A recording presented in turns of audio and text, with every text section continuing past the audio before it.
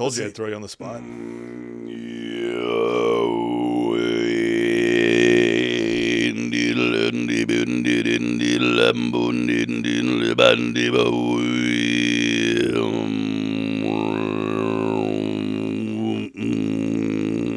Okay, I'm running out of breath. Hold on, one more.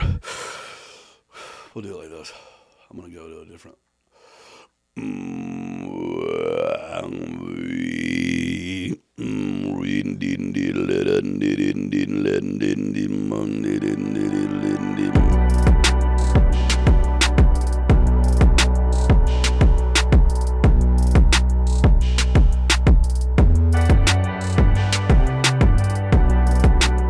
Well, let's jump into it. This is we're on season 7, episode 4, and our conglomerate hasn't canceled us yet. We're still in business. Good to know, dude. Yeah, good. Glad you know that now. Yeah. The more you know. Yeah. But I'm here with Matt Shaver, and you have a lot of dimensions to you as a human.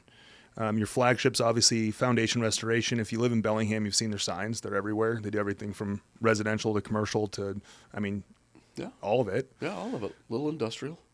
But tell us a little bit more about you. Let's go back to, we talked a little bit about the beginning of you and being a collegiate basketball player and kind of like the way you made it out here to the Northwest. Yeah, well, I remember, yeah. Yeah. So background, born and raised in High Point, North Carolina. That's the center of the state. And I say it's a great place to be from. Not to stay. Is it actually the high point in? So the funniest thing about High Point, North Carolina, is it is the highest point. It was named that because it was the highest point. My cousin Jamie will kill me if I get this stat wrong. He's a historian nut about our city. Atlanta, I do believe it's Atlanta. It's the highest point on the railroad between Atlanta and New York. Huh. Does that draw people there, or does it? I mean, I think it used to. Yeah. I mean, not anymore. Not anymore. It's not a thing. It's furniture capital of the world. Is it really? Yeah. Oh. Yeah. So, that's where a lot of industry was based around that. So I grew up around a lot of textile mills and a lot of, furniture manufacturing. Mm-hmm. That ended up getting shipped overseas, and now all the showrooms are there. It's kind of wild to walk into a town that is not got a lot going on. And then during the furniture markets, it's elbows to assholes to elbows. Assholes, yeah, right. It's kind of crazy, but it's a good place to be from. I'm happy to have migrated. You obviously rode the train out here on a boxcar or something. Yeah, boxcar. That makes sense. That's how we do it. And we were in search of gold. Yeah. Oh, yeah, that makes sense. Yeah, didn't quite make it to Alaska. No. One of the reasons I wanted to bring up college sports is because I do think that psychologically it shows you a lot about how to gauge failure, success, self-evaluation, working as a team, being a leader, being led, kind of all of these things. And that translates into, I think, really well into being a business owner. Yeah, absolutely. And it's something that I look for on resumes a lot, right? What were you a part of? What team were you a part of? High school, college? I had the really rare and wonderful opportunity to play basketball at a school called Wesleyan Academy in High Point. And we were a fantastic dynamic team. We won our state championship my sophomore year. We were runners up my junior year and state champs my senior year. We went 31-1. And the camaraderie that we had and the way that we worked as a team, led by a legendary coach named Brad Ehrman, just instilled. I mean, I can today look back and remember making sacrifices for somebody else, right? And I think that's where it started, is when you work together as a team, you want success for everyone. Right. And that parlays wonderfully into running a business when you really, for me, learning how to, I've never been a micromanager, but learning how to delegate and take your hands off of it and believe and know that failure is the greatest teacher. Tell me more about that. Because I think a lot of people are afraid of failure. But I feel like the minute you get burned a little bit by failure, it doesn't get as bad and you understand you have more to gain? Well, think of a 4-year-old kid, a toddler. They're beginning to understand. Hey, that's hot. Yeah. Hot. How many times have you said that to yours? That's hot. Hot. Yeah. Hot. I mean, I've said it for, even my nephews, all of my kids in my life, they call me all the way to like 15 years old. They call me my entire name, Uncle Matt Shaver. Yeah. Right. Probably because I'm in their life. Right. Yeah. But also guiding and things like that. But imagine that 4 or 5-year-old touching a wood stove. Yeah. I had a friend that actually allowed his daughter to do it because he was so tired of like moving her out of the way or asking her to stop. And finally he was like, do it. She never did it again. Yeah. So while we hope we're never burned on a job site, right. I mean, we've been burned in other ways. Yeah, right. But what we definitely, what I think failure teaches is just that. I mean, well, hopefully that's putting something into our brain and reminding us that let's not do it that way again. I mean, I know it's happened in my life, in my work. Like, systems are formed because of mistakes. Systems are formed because of failure. Yeah. So one of the things that I think it's a great teacher in sports. Mm-hmm. I mean, it doesn't happen this way anymore, I don't think, in coaching. But if we would win, we could win the game. But if we didn't hit our target free throw benchmark for the game, we were running. Yeah. We were running. And there might have been puking until puking. Yeah. I remember we had a transfer coming. His name's John Hungerford. We were a senior in high school, and we were touted to win it all. And he came in as our point guard. And the dude in the first practice took off in the 3-man weave and tried to dunk it. And he back-rimmed it. Coach blew the whistle. We went to the line. We're running suicides, which they called Trojans. Yeah. At our Christian high school. Right. And I'm sitting beside a John on the baseline, and I'm like, so. Yeah. Every time you do something like that, we will be doing something like this. Yeah. So if you don't make the, if you can't dunk it, don't dunk it. Yeah. Like I just remember, and I love the fact that I just got to bust his balls. Yep. And it's important. Again, 30 years later. Yeah. Oh, you still do it? You let him know? Well, no. I mean, I just did now. Yeah. Oh, so yeah, because he's listening. Yeah, he's going to be listening to this. Shout out to John. Shout out to John. So you ended up in the Northwest. How'd you end up in the Northwest, and how did the wheels get turning for you? Yeah, that's an interesting story, and it involves my my then wife. Mm-hmm. We were living in North Carolina. We were struggling to find our way and struggling in our marriage. Not sure what to do. She's from Victoria, BC. Mm-hmm. And we basically were apart. And I was like, hey, let's give it one last ditch effort. Let's pull the last thread on the sweater. And let's rock and roll to Bellingham. Get closer to your family. We had some friends that lived here. So you'd been here before, and we'd been here before. Because some people just go, "This looks cool." Yeah. Yeah. We'd been here before. Her folks were living just north in Chilliwack. Mm-hmm. All the in-laws were on Vancouver Island or Lower Mainland BC. Like close enough, yeah, but like not too close. Yeah, exactly. Yeah, I understand that. And we had just had twin nephew and niece that were in the NICU in Victoria, and that was important for both of us to get out here to be near them. And then it was just, let's make a change. Let's see what shifts.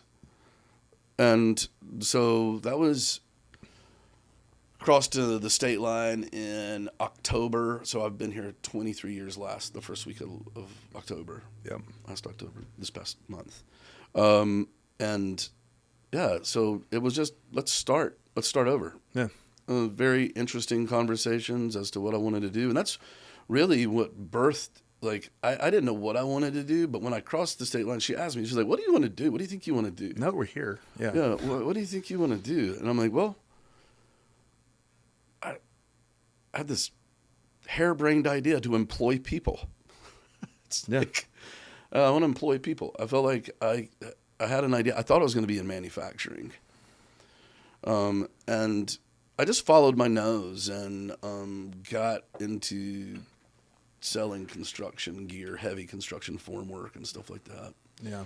And then parlayed all that stuff into foundation restoration, which ended up employing, I think it's hard because the field we have some turnover in the field, as every company does, but 23, 25 people Yeah.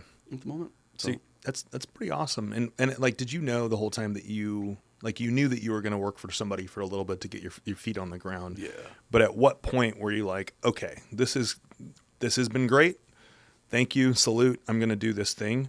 Tell me about that, like that transitionary moment, because it's usually scarier before you do it than it actually is. Oh man. Yeah. Tight as a tick. Just like, what am I going to do here? Yeah. So I knew that it was important for me, and this is a basis, I think, of anybody's business, and you do a really great job at it, is building relationships. Go for the long game. Like, this short-term turnaround that startups typically want, I knew that wasn't going to be what You I want to was see gonna profitability in 6 months, and you're like, oh, Yeah. boy, are you in for a long road of Yeah. debt and misery. Misery. Yeah. And while it's hard doing it the way I did it, it was the right call to make. I mean, the debt was low, the work was hard, Yeah. but the debt was low, and so the thing that spurned me into making this decision and moving to do something on my own was I was tired of getting fucked around by the corporation that I worked for. Yeah. Like every quarter, it felt like a commission schedule changed. Every 6 months, the needle moved. It's like when I was killing it. I started the company in the recession in 2009. What was that like? Yeah. Insane. Like, I was moonlighting doing it. I was still working for that company, which will remain nameless. Yeah. And they took exception to me moonlighting. And so I had to give up foundation restoration. And so I went back to the company that I was working for and was losing everything. I was near bankruptcy. 2009-10, we had sold our house on Humboldt, the first one, moved into a rental. That was a disaster. And I was like, this is ridiculous. And so I went to work. I left that company and I went to work for a company called EA Services. Okay. They've been bought out now. And they were in my wheelhouse in terms of concrete restoration and coatings. Mm-hmm. And so I was their asset up here selling those services to an industry, et cetera. And I really struggled with it. I had traction, but I was really struggling with the way that this was operating. And then it was obvious that they were getting ready to sell. Yeah. Pumping the right things up and this, that, and the other. Levers were getting moved around, asking for serial numbers on computers, getting assets and inventory together to rock and roll. And so I was like, okay, I mean, I've been around it a few times, so I was like, I'm aware. Yeah. So, but my relationships had been intact, right? I had sold for so long into this construction community and have just wonderful relationships with the likes of Mike Ram, I mean, dear friend, and Dawson. Cheers to Mike. Yeah, cheers to Mike. Mike's an amazing human. Hey, yeah. Cheers, Mike. Cheers, Mike. Kindness. Yeah. The theme of kindness. Kindness. That's right. Yeah. Yeah. I love, we share this adage. He taught it to me. It was like, don't let my kindness, what is it? Oh man, I'm screwing it up. Don't mistake my kindness for weakness. I love that. You can be kind and also firm. Absolutely. Yeah. Sometimes firmness is kind. Yeah. So back to EA Services, I go to work with those cats, and I'm getting traction because of my relationships here. I mean, that's why. Yeah. That's why relationship building is so important. And so and that was really fortuitous. I actually skipped a little spot. I went down to Portland to negotiate a new deal with the company that I was working for that kept screwing around with commissions. And I did. And I left, and I was heading north, and I was on the Columbia Bridge over I-5, and this dude named Randy Pinson called me. I'll never forget it. He's like, hey, and he talked a little bit Southern, but he's not. And he's like, hey, Matt. And he was like, Randy Pinson, EA Services. Yeah. He was like, I heard you're looking for a job. And I'm like, yeah. And he was like, where are you? And I was like, heading north on I-5, just crossed the Columbia River Bridge. Turn right at your next exit. Okay. He was like, when you get to the stoplight, turn right. I'm the guy waving at you on the corner. Okay. And I was Did like, you do it? Of course. Yeah. I mean, that is like, that's something's happening in the universe when that kind of shit happens, Yeah. right? Very serendipitous. And I'm like, okay, boom, boom, boom. Yeah. Negotiated a deal on the spot. Got back home, resigned with the other company, and went to work for EA Services. Yeah. Bananas. Yeah. And so during that time, leveraging the relationships that I had from the time that I built, selling to this construction community really went well. And then I just got to a place of like, I can't do this for anybody else anymore. Can we talk about that for a minute? Yeah. Like I feel like anybody can do what we do. Anybody has the capability or has the opportunity to, for the most part. Mm-hmm. And there's lots of different factors. I don't want to get into those factors, but what I want to talk about is the mental cap on the fear around what happens when you like take that leap. And there's this, you've heard the old, metaphor of like jumping off a cliff with your wings and your wings don't open up. And everybody says that, but then they always open up and you're like, yeah, what about the part where I'm like hurtling down the cliff and like hitting every rock on the way down? Yeah. Tell me a little, that was really morbid, by the way. That was something. I'm going to drink to that. Yeah, that was very morbid. Yeah. Cheers. Yeah. But the wings do open up. The wings do open up. They open up. Yeah. Tell me a little bit more about that mindset cap that a lot of people have. Everybody, I feel like most people bump into that in their careers, but a lot of people just say, "Meh, there's nothing I can do about it." Yeah, there's nothing I can do about it. And tell me about that like mechanism for you that was like, I have to do this. I have to make this jump. I had to make the jump because I was watching. I was tired of being manipulated by others, and that's also why I built the company the way I built it. But I knew innately that it was going to be hard. I felt like it would work, but of course I wasn't assured. I mean, I couldn't be. I think what ended up really happening is a dear friend of mine, Pete Brands, is one of the principals at PSE. Mm-hmm. The engineering and surveying crew, not the utility. Right. He was like, you're going to do it, you're going to look back, and you're not going to regret it. And he was like, even if it fails. And I thought about it. I do have to honor the fact and be authentic in the fact that I had a business partner when I started Foundation Restoration by the name of Ron Houtsma. Mm-hmm. Ron was older than me, bored out of his mind, moved out here from New Jersey to be around his grandkids and his sons. And we started this thing moonlighting. I'd look at the work and he would perform the work. Bigger jobs, we would do it on the weekend. And when I left it, he kind of kept it trickling along. And when I came back to it, and this is wings, and I said, hey, let's blow this up. And he said, okay. It was like, but here's where I'm at. I'm not giving you your shares back.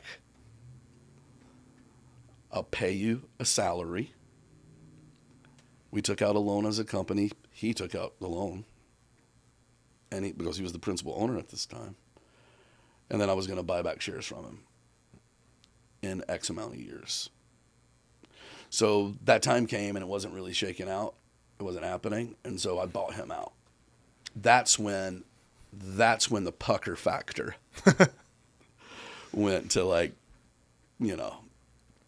2 millimeters. Let's define the pucker factor for those of you out there. There's a lot of moments in our life where we go, it's a very real and very tangible and very kind of lizard brain moment where you're like, because we live very comfortably. Even if we're not in a very comfortable situation, most of us live with a lot of comfortability.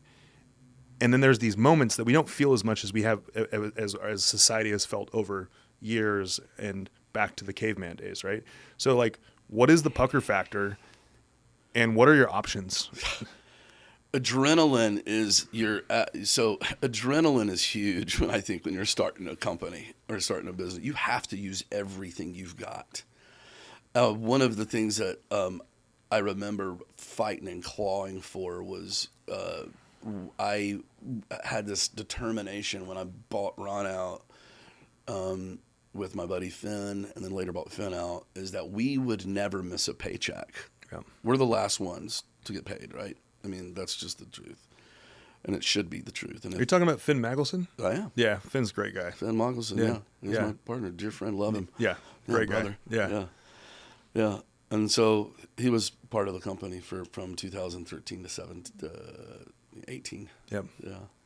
And so just knowing and white knuckling, like if the adrenaline in like we're doing this job and we're doing it to perfection.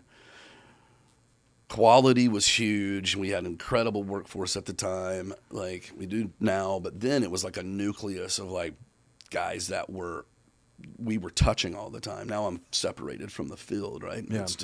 But it was just intense. I mean, we were gunslinging, and I think that's something that was really important for us to embrace early on.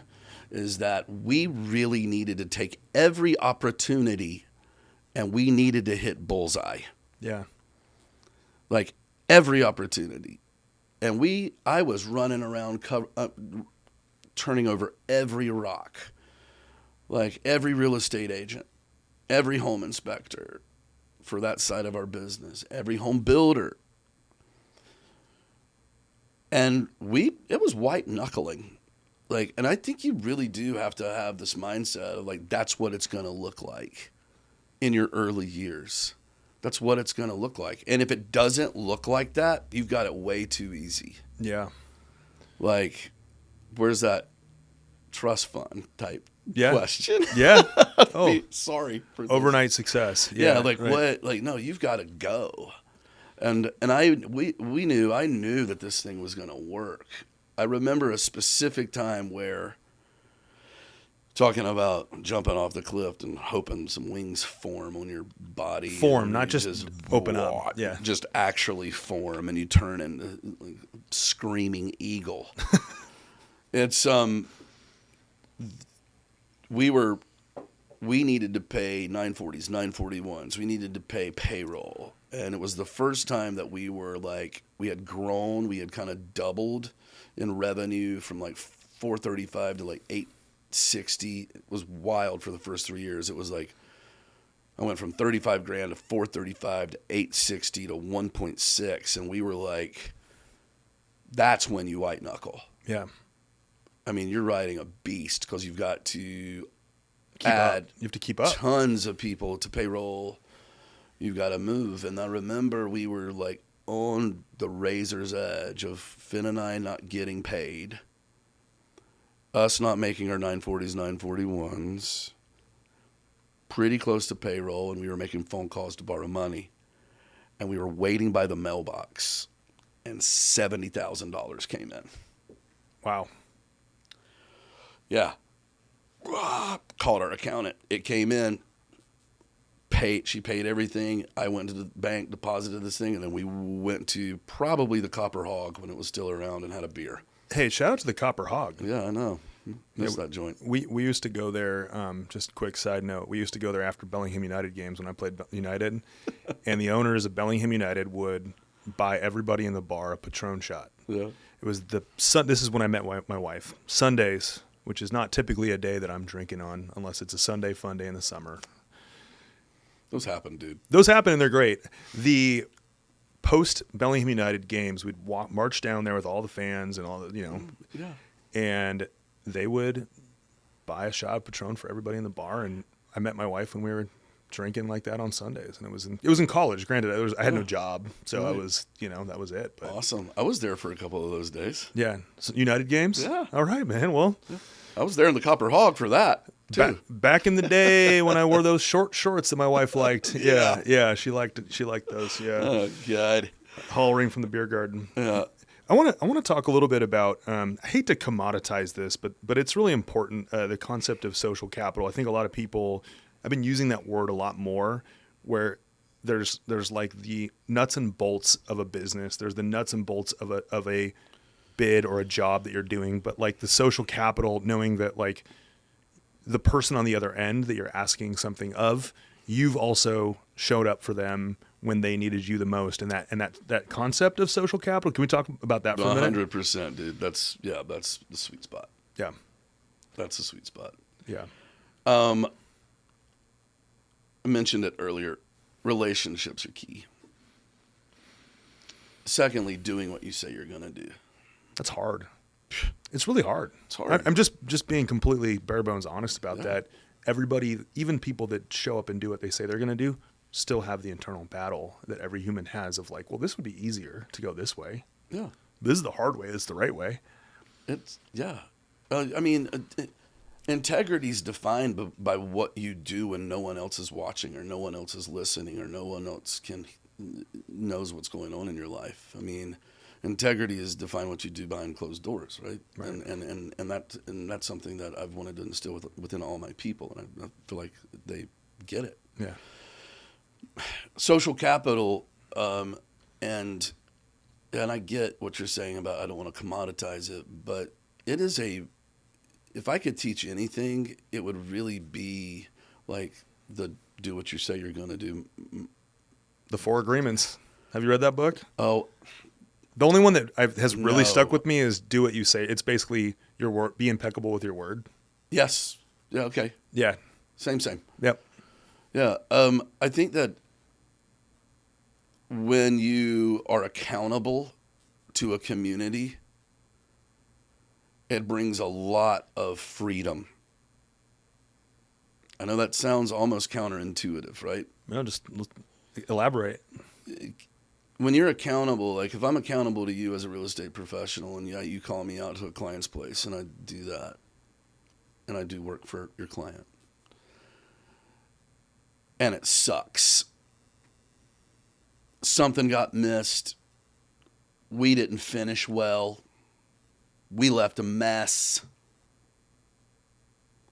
You call me, hey dude, this sucks. Yep. You didn't finish well. You left a mess. Yeah. And I'm like, sorry, man, we're busy. Can't get out there for a month. You're not going to call me again. That's basic. But I think that when you extend yourself in the service of others and you're committed, and it's not fake with me, and you're committed to other people's successes, and you know that you are working as a unit, as an organism within this community to make this community better, and you're an active part of it, there's natural accountability that's in place, that comes into play and is in place, at least for me. Yeah. Like, what am I going to do if we waterproof a Ram construction job and it leaks? We're going back and we're fixing it. Yeah. Regardless of cost. I think that a lot of people just ignore that importance of like that's part of social. That's gaining. That's putting credits in the social capital bank. Like, love your neighbor. Well, and it's not, and I think the other piece to recognize is that a good business owner or a good employee is going to do their best to do it right the first time, Yeah. but we're all human and things don't always happen perfectly. Totally. And so my mom always told me, it's important to prepare for what happens, but it's not even as important about what happens. It's because sometimes it's out of your control. It's about what happens next and how you handle the aftermath of that thing. And that's really stuck with me, is like, oh, I'm imperfect. There's so many things I suck at or I'm not in the right mindset for. And, Totally. And I make a mistake, and if it's my fault, I own it. You got to own it. You got to own it. Yeah. And when you don't, that pisses me off a lot about what's going on in the world right now. Yeah. Yeah. We will not go there. Yeah. With that said, we know. We won't go there, but we know. Yeah. I sold a metric boatload of what's called form ply to a job. It sounds exhilarating. It's exhilarating. Well, it was exhilarating to me because how much money it made me. That's fair. Truckloads. Yeah. And it was at the AIC building at Western Okay. when that was being built? Right. Is it AIC? I think it's AIC. Not AOC. It's been a while AIC? since I've been I know. there. I think it's AIC. I used to know me and Coop used to know all of and Taylor had a stint, and Tiffany too, where we knew the names of buildings at Western, and now I just don't even know what happens there. Monster. I believe education happens there. Yeah, education happens at Western. Yeah. Is that a safe assumption? Typically. Yeah, okay. I mean, I don't know what's happening these days, but Yeah. So I was helping build that thing, and I mean truckloads, $200,000 worth of gear. Old school superintendent named Dick O'Brien. God dang. Wait, Dick O'Brien. I gotcha. Was hardcore, like legend. Built so much around here. Legend for Dawson Construction. He calls me, and I answer the phone. And every time he called, I was scared to death. And so he called, and he's like, Matt. And he's smoking constantly. He's like, Matt, this form ply is all delaminating. All of it's delaminating after one use. You're supposed to get like 60 uses out of this thing, 60 uses out of it. It's like, this shit is delaminating everywhere. He's like, this is not okay. And we're pouring tomorrow. And I'm like, good, you got big mistake. The thing that is important to do when there's any mistake, this was massive and it was in critical path. Yeah. You show up. You show up. You stand and you take it. I didn't make that plywood. Yeah. I never saw the plywood. It's not your fault, it's your problem. It's my problem. Yeah. You got to go own it. I got to a place where I had I called my VP and had him come up from Portland the next day. Yeah. Like, we need to make a stand on this, and we need to call the manufacturer. We need to get something turned around quickly. I was able to do that within that hour and get other stuff coming. But you own it, and you want to talk about getting cussed up one side and back down the other by a dude that's literally a foot shorter than you. I feel like people that are shorter than you are scarier. Yeah. I mean, my wife's pretty scary sometimes, and she's shorter than me. She can be. She's a sweetheart. She's my best friend, but she's Norwegian. She's got Viking blood. Oh, yeah. She got Viking blood. Oh, it wasn't a backtrack. She knows. We've talked about Viking blood.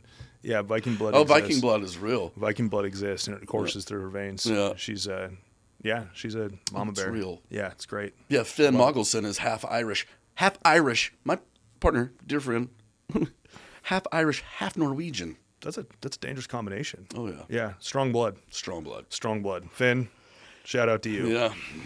So let's kind of pivot to like the growth of the company, because you have, and I'm just going to put this little seed out there. At what point do you start managing a band? And then is this because you can't not do all these things at once. So you put that seed out there, but this is growing. Yeah. Tell me about the scaling of the company and what is that path like? Yeah, well, in 2018, I bought Finn out, and then really knew that I had to really develop the nucleus, the management. And so I was really fortunate to have engaged with Sarah Murphy-Kangas, who's a business coach in town. She's a dear friend now, and was absolutely instrumental in development of my management. We worked really hard at systems. We worked really hard with getting to know how each individual works and how we could work as a group. I will tell you that I think in the last 8 years, it's been 8 years, that it was the single most important thing that I did. Business coaching. Yeah. Why don't more people get coaches that, like, especially people that have a good idea or a good business, or like what's the, is it like pride, or is it? It could be. Yeah. It could also just be that they don't know that they're there. Mm-hmm. Right. I mean, walking through difficult circumstances, be it a buyout of a partner that you loved, or being or growing your team to a place of proficiency, efficiency, and and having camaraderie along with it. Right. You know, the whole adage of work hard, play hard, and and knowing that we're talking back teams a little bit again. Right. Like knowing that we're together and we have the best interest of each one of our people embedded in our heart. And so having someone come in and really dial that in over sessions and over time and team building was really monumental. That is when I began to really see my people click and know that they had it. I knew I am gifted and am so in turn grateful and lucky that I have the staff that I have. Yeah. How do you find good people? I mean, honestly, I think sometimes it's better to be lucky than good. And I think a lot of it. So I take it you play golf sometimes? I used to, dude. Yeah. I'm not lucky or good. Oh, damn. Usually you get one or the other. Mm-hmm. I never heard of somebody getting neither. No, it's me. Yeah. Yeah. In my 20s, I did okay. I mean, I played all the time in North Carolina, but no. Yeah. I can't get off the tee lucky box, or good. Yeah. I think intuition really helps with hiring good people. Like having a good judge of character, knowing who they are. My vice president of operations and general manager is Morgan Longwell. Mm-hmm. He was a gymnastics coach when I hired him. Okay. Tell me about that. He was a gymnastics coach. That's what he was doing. But what were some of the characteristics that you saw? He was team huge. Yeah. Right? Worked his ass off. Absolutely incinerated data, information, technical information. Had an acumen that was built for it. And he really, really cared about his coworkers. And as he grew in that role, it was obvious that he's running this thing. I mean, when he started getting the phone calls about technical application of below grade waterproofing on the buildings that you see going up vertically around here the last 8 years, and I wasn't getting the phone calls, I was like, right? I couldn't be the front man of the band anymore. And this company be a legacy. I couldn't. How do you detach from that? I think that's something that we see, and it sounds like we run our companies very similarly in the sense that I would love to, everybody that has a specific role here at our company owns that role. Yeah. Why do you think it is that there are companies that have a hard time for the owner to step aside and say, wow, this person's better than me at this. And that's good. That's a good thing. That's a great thing. You don't want to be better at something that you're not great at. Ego, dude. That's a problem. If you're better, or you think you're better at something than somebody else, that's a problem, right? It's ego. It's founder syndrome, whatever you want to call it. What's founder syndrome? Tell me about that. When you're often you hear that word when somebody's trying to sell a company. And they're like, okay, and it's worth on paper $2 million, but they want it's been valuated at $2 million, but they want $10 million because they did $10 million in revenue last year. Yeah, and they're like, no, no, founder syndrome. You think it's inflated? You've inflated the value of the company that you've built. I think ego is one of the reasons why people can't let that stuff go, moving away from the day-to-day minutia and responsibilities from Foundation Restoration has not only given me life and the ability to do some of the things that we've talked about, and we'll talk about, but it's also enabled my people. And what I've seen is the company go, I mean, they came to me. One of the reasons why I stepped into a different role within the company is because my people came to me and asked me to. What was that conversation like for you? Was it humbling? Was it or was it very was it a no-brainer? It wasn't a no-brainer. Okay, so you still have attachment. Yeah. To it, right? And I'm still attached to it. and I still vision cast, and I still look at everything from 30,000 foot views. I deal with legal, I deal with hard sales, I close stuff when I need to. What's it like?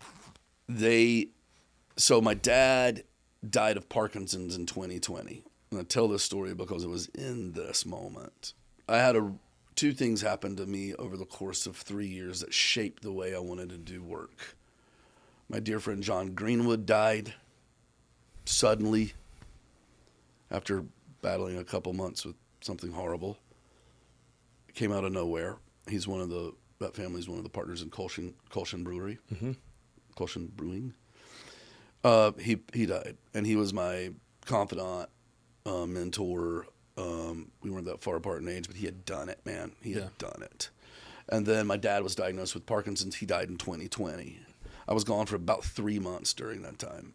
My guys came to me, my controller, my VP of finance, Michelle, came to me, and she's like, hey, listen, we want to propose a 3-day work week to you.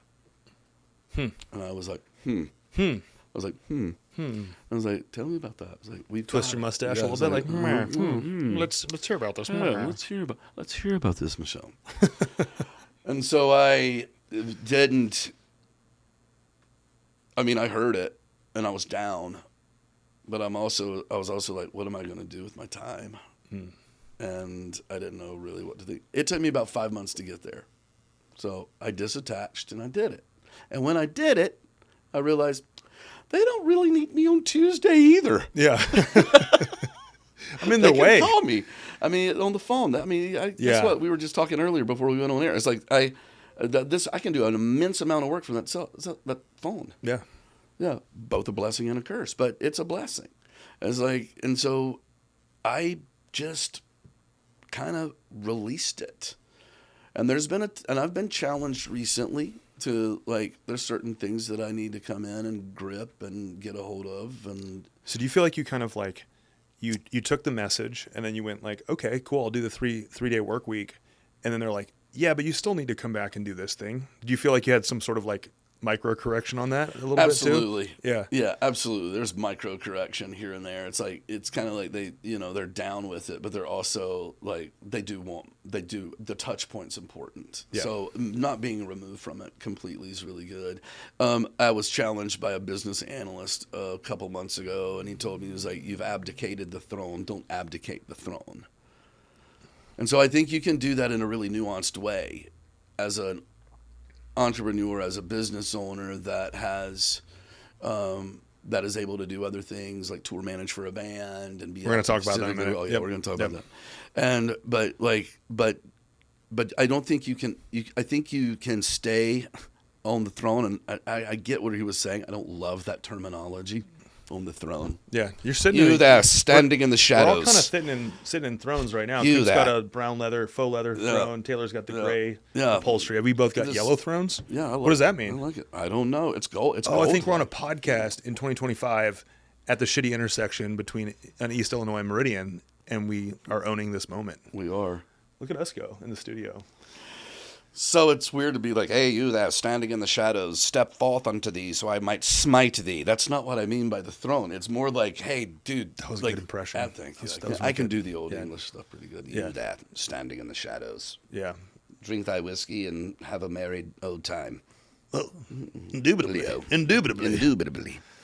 But I was challenged with don't abdicate, and I got it. And so it's more like adjusting your mentality in a way that still gives freedom and flexibility to the management and the leadership of your company to run it the way that they are running it, and they are running it well.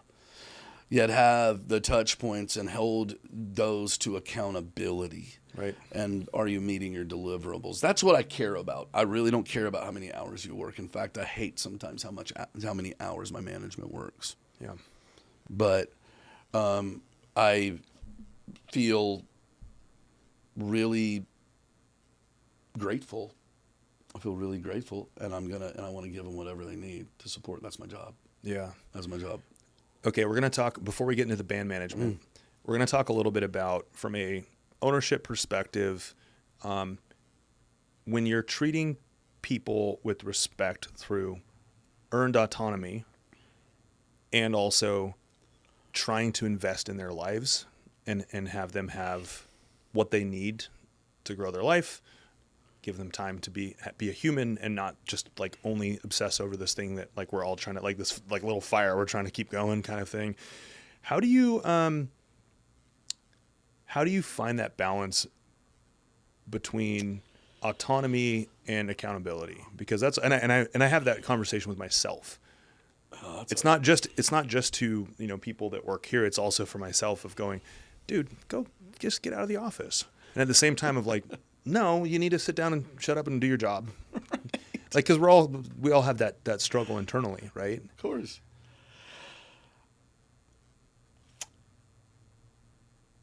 I'm a weirdo in this, I think, maybe.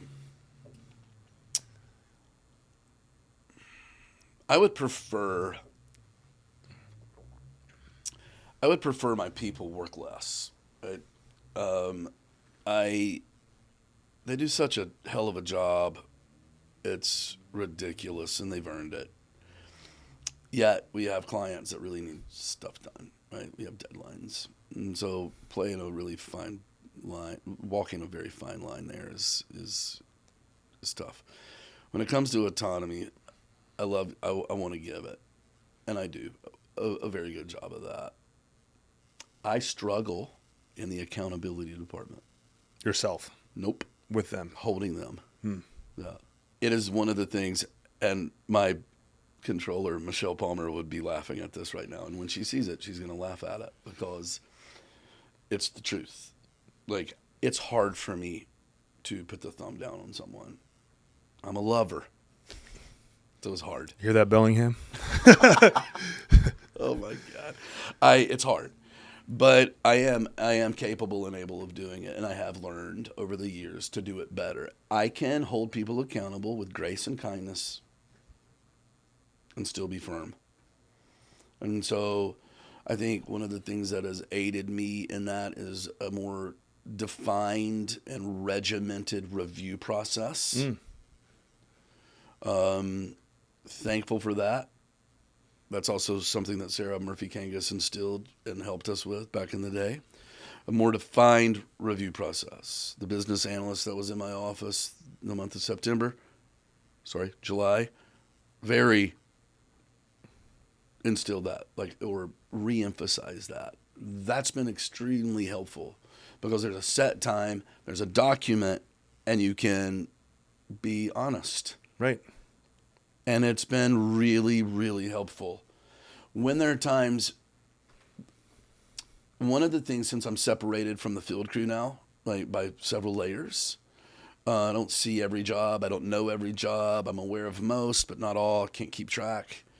One of the things that I tell when I have to step into a difficult conversation with someone that I'm 3 layers away from, that's harder. Right. Versus someone that you are closer to. I don't know them as well, right? And so I always tell them that, I always say this, if I am hearing your name every day in this context, it's not a good look. It's not a good thing. Like if I'm hearing your name and you're seeing the whites of my eyes right now, talking to you and calling you into correction, you should take that and understand that you are on this is your final warning. Right. Like if I have to show up at a job site and correct somebody for behavior, for continually like not meeting the mark or frankly, doing poor quality work, especially when they're in the lead position in the field. Mm-hmm.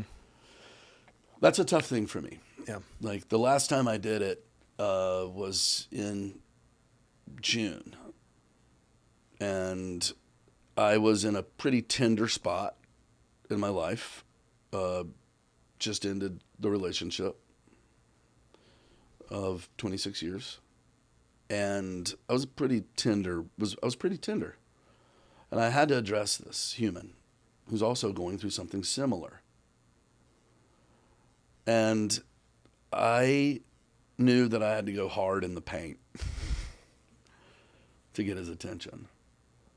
And it was probably the third hardest conversation I'd ever had with an employee. Very quick. I was just like, I'm getting to the point of faking. I'm cooking MCs like a pound of bacon.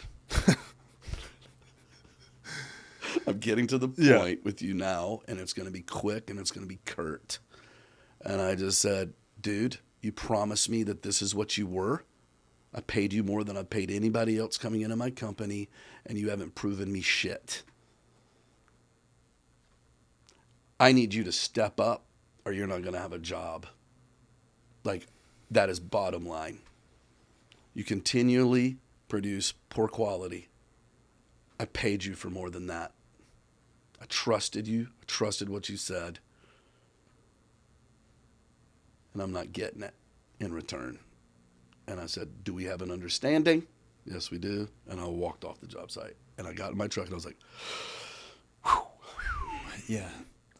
Sometimes that's what it takes. So autonomy in the field is one thing. Autonomy with my management's another. We want to give that. It's trickling down through. That's the hope. We want to see great work. We want to see autonomous great work. I don't want my project managers and my supervisors always having to lead guys that have been doing stuff for 4 or 5 years in the field. Let's step up. Let's do this right. So, autonomy and accountability, man, that's a tough one to answer. I rambled That's okay. That's the whole point of this is we're going to ramble and we're going to be on a podcast, and that's what happens. Yeah, and drink Doc Swinson's whiskey, by the way. Ooh, shout out to those guys. Just so you know. Yeah. Hey, Steve, Jesse, Joe, you guys, all you guys. Steve, Jesse, Joe. It's delicious stuff. Go. I mean, by the way, people, Jesse and Steve have built out, and Joe have built out the tasting room, and so they do private events there, which is pretty awesome. I've done a couple of them. They're great. They have amazing whiskey. Go get it at Hagen or you can. Distiller. The Ferndale Hagen has everything. Has the best selection. Yeah. Has everything. Yeah. Okay. We've talked about swinging a hammer, so to speak, and we've talked about this, but there's more dimensions to you. You've been a manager of a band for how long now? 3? Is it 3 years? 20? Yeah. Tell me about your love of music and how you ended up doing, like getting into that. Sure. I've always been connected to music. I was a vocal performance major as well. I didn't finish college. I had to rock and roll and start making a living. Hey, me too. Yeah. Yeah. Oh, yeah. A couple dropouts here, just hanging out. Yeah, just hanging out. Why not? See, you don't need a college education. It's good. By the way, just a quick caveat, and I said this, it was really uncomfortable. I went and spoke. Coop actually had me go speak to a real estate class, which I was not ready or qualified to do. But he said, why don't you come in and do this? And I went and sat there, and they're like, oh, so when did you graduate Western? And I said, oh, I dropped out. And it got really quiet and awkward.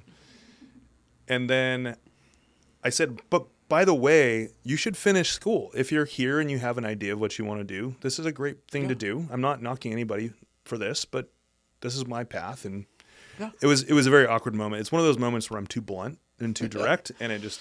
Been there, bud. I'm like, oh, wow. Man, that's probably the wrong thing to say to a group of students that are like in their undergrad, like stressing their way through college. Like, this is going to be it. This is going to get me a job. And I'm like, yeah, I dropped out. Anyways, it's you know, I mean, you can make it. You're in less debt. I have no debt from college. Yeah, exactly. Yeah. Yeah. Band. You were a vocal. So vocal performance major. I was singing early on. VPM is that what it's called these days? I don't have a vocal performance major. Maybe VPM. Yeah, I think we're gonna call it. You were a VPM. It sounds cool. It's an acronym. Okay, I like it. Yeah, acronyms are cool. That's what I was doing along with some business stuff. I mean, it was a shit show, frankly, in college. I shouldn't have ever gone to in the first place, but I did. So, but I was always involved in music. Started singing at a really early age. Me, my brother, my 2 cousins, Dalton and Jamie, started learning to sing harmony by listening to the Beach Boys when we were like 10, 11. So we were really always involved. I'm the only one really in my family, the dudes in my family, my sister plays guitar. I'm the only one that doesn't play an instrument. But I did notice that you do. Is it Mongolian throat singing? Oh, Can you do a little bit of that? Just for my mom, because she's listening. Okay, sure. Just for maybe your my mom. dad. I don't know whoever's listening to this, but you're really good at it. And It I'm takes not me just a minute saying to this. warm up. Okay, we'll throw this in there, Leo. Great. You got it. Told you I'd throw you on the spot.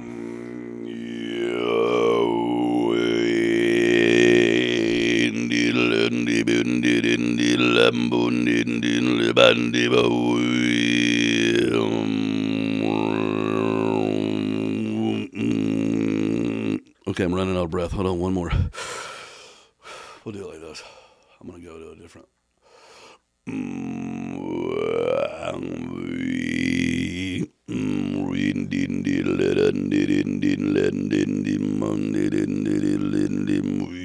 Oh, I'm starting too low. I need water, not whiskey.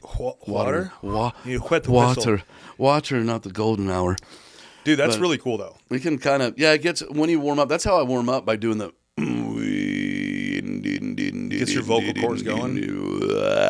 Yeah, and then I can open it up. Probably don't have time to do that here. It takes about a minute.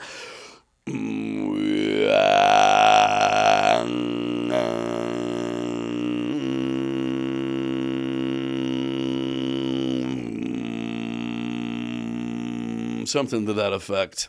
Damn. If I can get it to split in 3, that'd be great. That badass. Happens later. Taylor's over there dying.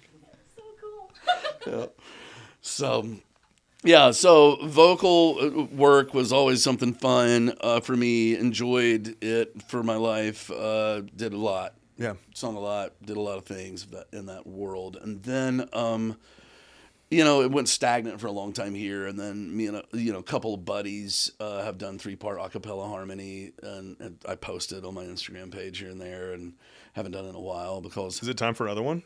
I'd like to, but these guys got, they both got girlfriends. Oh, come on, girlfriends. Inspire them to go do it again.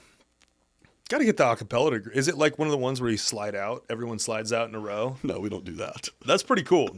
That's kind of my dream. It's like, da-na-na. Yeah, barbershop. Yeah, barbershop. Yeah. Quartet. Yeah. So yeah. Music. Yeah. Huge for my life. Played in some, played a little bit in some bands, had a lot of friends in the industry, and then out here just got embedded in it, and became active in stuff. Supporting music in any way I can is important in arts to me. A lot of my giving goes in that in that direction. Like We've Fire talked Story about too. Paper Whale, Arts, music installments, amazing work. Yeah. all of that stuff. I mean, Nick Hartrick is, one of my best friends of 19, 20 years. I mean, we're together a lot. I want to support that stuff and have. And when I can, I will. The other thing that I was able to do, and I was asked by my buddy Jeremy Elliott, who you guys might remember, Polecat, Aaron Guest. Yep. Was the front man, his wife Kaylee on the fiddle, Jeremy Elliott on the electric guitar, Richard on the bass, Carl on the drums. They were huge. They did lots of major stuff. When that dissolved in 2020, right before COVID, it wasn't intentional. They were like, we're done with the project. Jenner Fox approached Jeremy, and they began to formulate an idea in a band. And Jenner's a prolific singer-songwriter, playing in at the New Prospect Theater in early December, 2 nights in a row. Go see it. Yeah. Right? Yeah. Did I do that right? Yeah. Can I be your promoter? Yeah, do it. Okay. Do it right I just now. have to say go see it. Yeah, that's all you have to Go do. see it. Yeah. Jenner Fox Band. Yeah, go see it. Okay. New Prospect Theater. Watch all the Instagrams and the socials things. They'll tell you how to get there. Yeah, we can link it on our social media. Let's on do that. Too, yeah. So they asked me to go on a run with them to Sisters Folk Fest and Sisters, Oregon. And I had a van that could load stuff up and it would keep us contained. And I was like, and I've always wanted to go to this Folk Fest. And I was like, let's do it. And so Jenner was reluctant because he's a butthole. And But you're the manager. yeah.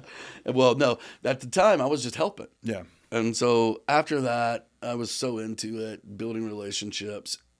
It's project management with music. Right. It's project management with music. Do music Karens want to speak to you since you're the manager? Do music who? Karens, Karens always want to speak to the manager. Yes. That does happen. Okay. Just curious. I got what you were like. There's managers of all types. Yeah. Yeah. So, I mean, my life has been in project management, right? And so it's just taking 5 individuals and putting them in the right position and giving them what they need and supporting them, dealing with the venues, the front of the house, the back of the house. Yeah. And it's just been really fun to be involved and listen to music being created from the ground up. Like when an idea is sparked. We were sitting at Jenner's folks' house in Bend, Oregon, and an idea got sparked. He always has something rolling around in his brain, and so he just kind of started to throw it out there with his guitar. And then you see Jeremy pick up his guitar, and then you see Jenner's dad, Peter, can't help it, pick up a mandolin, and then we're all kind of like singing-ish and like wondering where the harmonies fit, and then it just starts to build, and it's like. And then it's going to be on their next duo album. That's awesome. Jenner and Jeremy That's so cool. are recording right now in studio. Dude, I have. That is one of the things that I respect and love about musicians so much. And like a lot of my family is musical, and I'm like the black sheep that like I will sing, but I am not the best. There are much better. But I just love sing. Man. I just love I just love watching them. I enjoy watching them, and more than I enjoy singing with them. But I love that like my aunts and uncles and my mom can just start like building, and then someone jumps in with a harmony and it just sounds cool, and I'm just like, just do it. I know. I'm just kidding. I do jump in. Yeah. It's life-giving to me. It's a really fun way for me to exercise my creative realm, brain, heart, soul. I love it. I get to sing with them on stage from time to time, doing some backup harmony on a song here or there. It's really fun. And I love to see growth. Yeah. And I love to see momentum happen and take shape in anything. Yeah. And I'm seeing that with these guys, and that's really fun for me. And I'm so grateful that I get the opportunity to do it.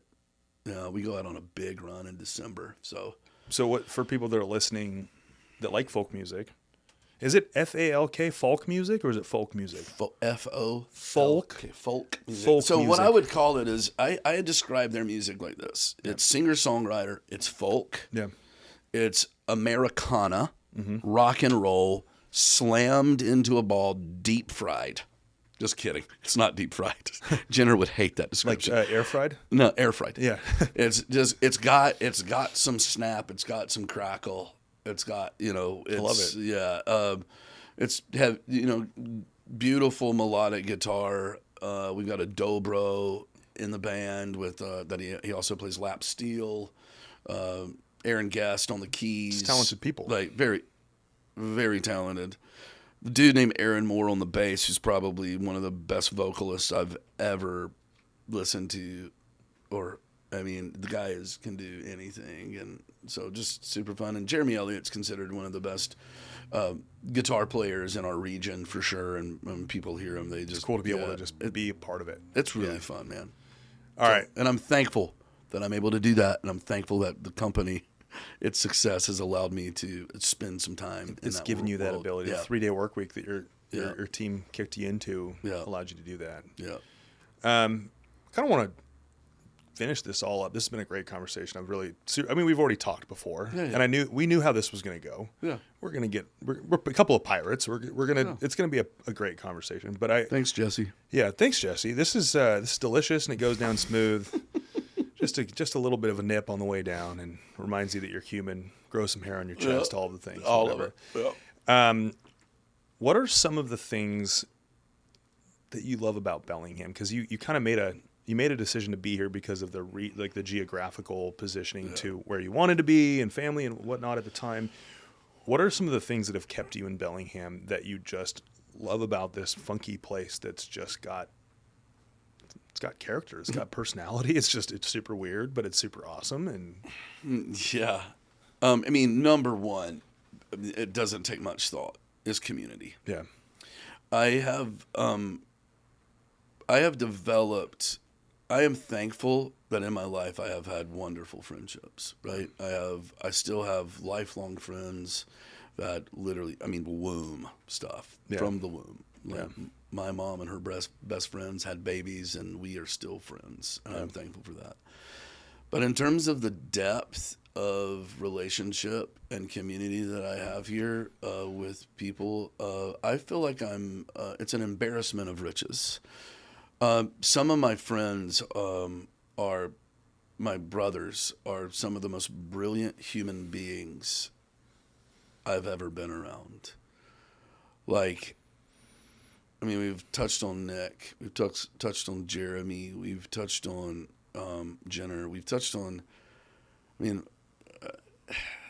my buddy Chris Morgan has one of the best, highly rated podcasts in the country called The Wild with Chris Morgan. And he's here. He's our number one competition. He's your Just number kidding, one Chris. You're competition. number one. You are number one. He's ticked. I know. He's ticked. I'm on this thing. Is he really? Oh man. Let's get him on here. Let's have a podcast. Man. Deal. Oh my God, he's probably terrified of we're just such a big. We have got such a big momentum here. Just guys like Seth Badania that run our climate action plan in Bellingham. I mean, Nate Rice, who actually wrote the thing. It's just like Scott Belton, who runs our Wacom Housing Alliance and is totally invested into this world. Like, I mean, honestly, the list can kind of go on and on. Artists, musicians. I feel really like less than. Not really, I don't feel that way. But I feel like when I look at their brilliance, I'm just like, these cats are massive. But I think what really separates that is just our dedication to one another and community that we have. That's the number one thing for me about this place. Mm-hmm. Is I will not leave Bellingham because of that. Right. The other thing is I'm a stakeholder in downtown. Yeah. Like I'm gonna whatever that takes to see that go through. I'm mystified, disappointed, and all the stuff happening on the port property. Yeah. Like that's the truth. That's the truth. Yep. Struggle with that mightily. Talk about that with peers all the time. I would love to see that happen before I turn 60. Yeah. Which is in tomorrow. 19 years. Just kidding. Sorry, you're not Grandpa Matt Shaver. You're Uncle Matt Shaver.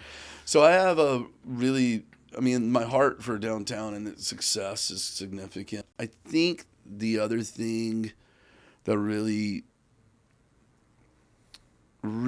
keeps me engaged is art. Yeah. And whatever you want to put that, and however you want to, whatever that is to you. Yeah. Like for me, it's music, it's art, it's investing into what we're doing. It's really important to me to see a city thrive, and I'm thankful to be able to support stuff like that. But I'll never leave this place. Yeah, same. Yeah, we've thought about it. Yeah, I have too. Like for a year. Yeah, maybe going and living in Colorado for a year But we flew back. Here's a funny story. We go out to visit my friends in Denver, our friends in Denver, and we're like, oh, yeah. It was before the company started. I was like, should we just like come out here and live for a year and like just live near them and have a good time and blah, blah, blah. And then we flew back in over Mount Rainier, coming into Seattle, which is the worst airport on earth. Yes. But flying over Mount Rainier makes you go, oh, I don't need to go anywhere. We can travel places, but let's just keep home base here.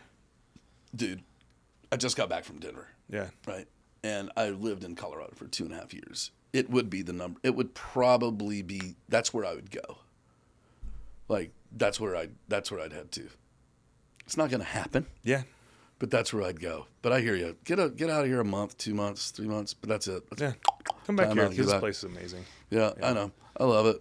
We're getting ready to go into the doldrums. We're getting ready to get hunkered down. Yeah. Ramp up that vitamin D. Yep. Ramp Happy up lights vitamin and D. put sand on your office floor. And do that. Wear sandals when it's 40 Grab degrees some out. Doc Swensons. Grab some Doc Swensons. Sit around a fire and hope that the good Lord comes. But there's a special thing. You know what? As much as we complain, and Taylor, I'm wrapping this up, by the way.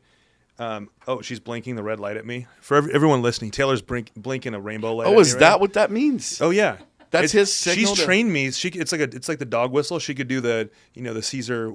So that means we have 15 more minutes. Thanks, Taylor. So no, we'll wrap it up. But I think there's something special about the summer and the spring here. It's magical, and also there's something that's like very kind of primitive about the darkness and the fire and the warmth and the for some of you out there, pumpkin spice lattes, which they're delicious, but they've been over commoditized.